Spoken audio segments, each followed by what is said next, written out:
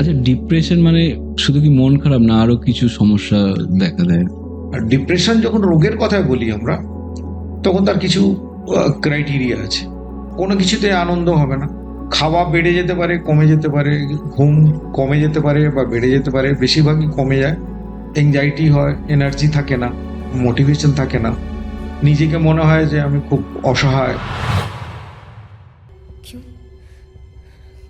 क्यों नहीं जा सकती मैं? মানে আমরা মুভিতে দেখেছি, বিশেষ করে বলিউড মুভিতে।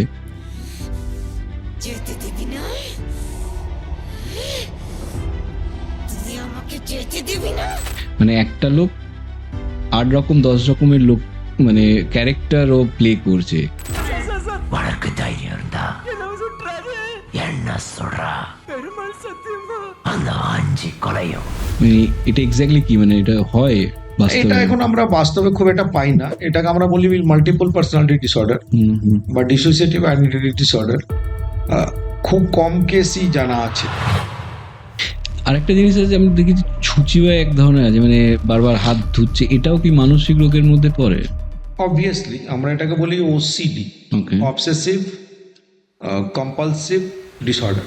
যে ওষুধ নিয়ে আমাদের অনেক ভুল ধারণা আছে, যেমন ধরুন অনেকে ভাবেন কি যে মানসিক রোগের যদি আমি ওষুধ খাই তো নেশা হয়ে যাবে বা একটা সবসময় ঘুম ঘুম ভাব থাকবে, তো এটা কতটা সত্যি? মজার জিনিস হচ্ছে যে আমাদের বন্ধুরা ফিজিশিয়ানরা হুম। দিনরাত ওই ওষুধগুলো লিখতে থাকেন, তখন তাদেরকে কেউ কোশ্চেন করে না, জানে না যে এটা মানসিক রোগের, আরামসে খায়।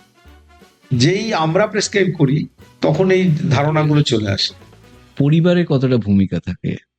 দেখুন, পরিবারের ভূমিকাটা তো অনেক বেশি। মানসিক রোগ ভবিষ্যৎ প্রজন্মের জন্য কতটা চিন্তাজনক? রিলেশনশিপ ইস্যুসগুলো চিন্তার বিষয় হয়ে আসছে। হুম। জেনজিতে অন্যদের ভিউ নেওয়ার ব্যাপারটা খুব কমে গেছে। আমি যেটা ভাবছি সেটা ঠিক। সিজোফ্রেনিয়া এটা অ্যাকচুয়ালি কি? এটা হচ্ছে একটা রোগ মানসিক, যেখানে হচ্ছে বাস্তব আর অবাস্তবটা গুলিয়ে যায়।